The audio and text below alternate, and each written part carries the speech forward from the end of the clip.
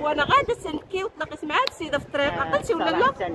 يعني ما فهمتش، والطريقه باش طردات لي طريقه خايبه بزاف، يعني باش قالت لي برا اخر مره نشوفك حاطه رجلك في هذه المؤسسه هذه، تخيل انت 15 عام. جبروت تكبر. المشكل اللي عندي هو انني خدمت في هذه المؤسسه هذه 15 عام، من 2008 الى حتى ل 2022. المهم ملي شريت هذه السيده المؤسسه شرطت عليا واحد الشروط بانني انا غتنقص لي من الخلصه اللي تناخذ ونبدا معاها جديده، يعني نبدا معاها 16 3 شهور. الا عجبتها غنبقى، ما عجبتهاش قالت لي غتمشي في حالاتك.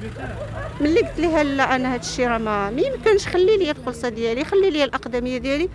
قالت لي اخر مره نشوفك واقفه في هذه المؤسسه سيري في حالاتك. رغم ذلك مشيت، دازت العطله، جيت في بدايه الدخول قالت لي لا جيتي، قلت لها راه جيت باش نخدم. قالت لي بلاصتك ما كايناش هنا، سيري في حالاتك. صافي هذا هو المشكل، يعني 15 عام وانا خدامه في هذه المؤسسه، يعني ديك 15 عام راه فيها بزاف ديال الحوايج، فيها بزاف، يعني بزاف، فيها بزاف، ما نقدرش نوصف لك دوك الحوايج اللي دازوا في هذه المؤسسه هذه. داخل المؤسسه 15 عام، يعني الانسان صبر على بزاف، تيفيق بكري، يدخل معطل، يخرج في الظلام، يدخل في الظلام، ما ياكلش، بزاف ديال الحوايج، وتجي وتجري على الانسان بهذه السهوله، راه لا يعقل. حنا تنطلبوا بالحقوق ديالنا، الحقوق ديالنا، يعني انا بغيت ديك 15 عام ديالي تعوض ليا. حتى انا متضررات، ضرر نفسي ومعنوي ومادي من جميع النواحي. هاد السيده اصلا تعدت عليا، انا كنت خدامه مع مشغل رب العمل بهذه المؤسسه من 2011 ل 2022. تم بيع هذه المؤسسه في 2005. في 2022 شهر 5 دخلت هاد المشغله الجديده، قدمت راسها كمشغله جديده. مهم في بدايه الموسم دخلنا على اساس غنخدموا معاها بتفاني واخلاص، هذا الشيء كما خدمنا مع رب الشغل السابق. تفاجئنا بتغييرات، ورغم هذه التغييرات صبرت مع هذه السيده الى ان خدمت معها سنه كامله. تفاجأت في بداية دخول الموسم الدراسي ديال 2023 الناس تقول لي بكل بساطة وبكل برودة انني نمشي نقلب على شغل مكان شغل آخر. ملي سولت على السبب تقول لي انت دات مستوى عالي، اي مؤسسه تقبلك وبوليداتك.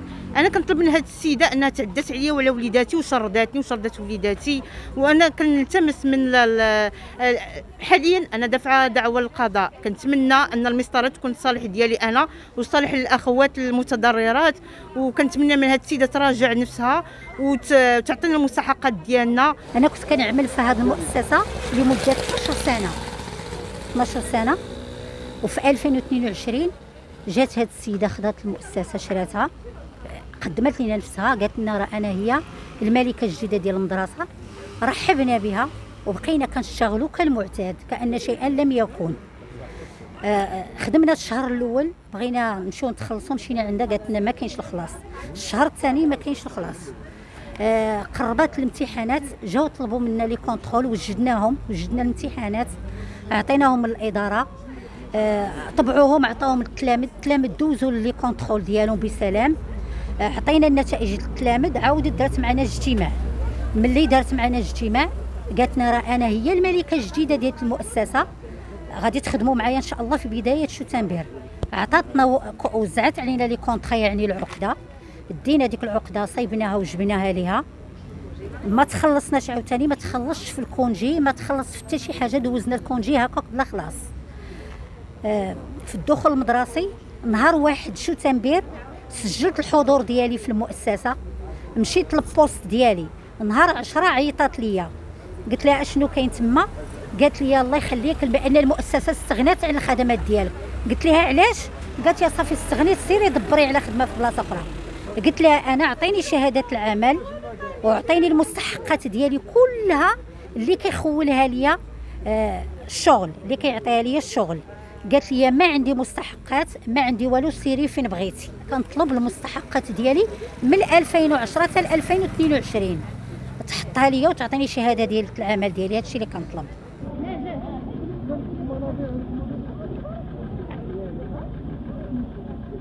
قبل ما تخرجوا ما تنسوش تابوناو في لاشين يوتيوب وبارطاجيو الفيديو مع اصحابكم في مواقع التواصل الاجتماعي، وما تنسوش ديروا جيم وما تبخلوش علينا بتعليقاتكم وملاحظاتكم.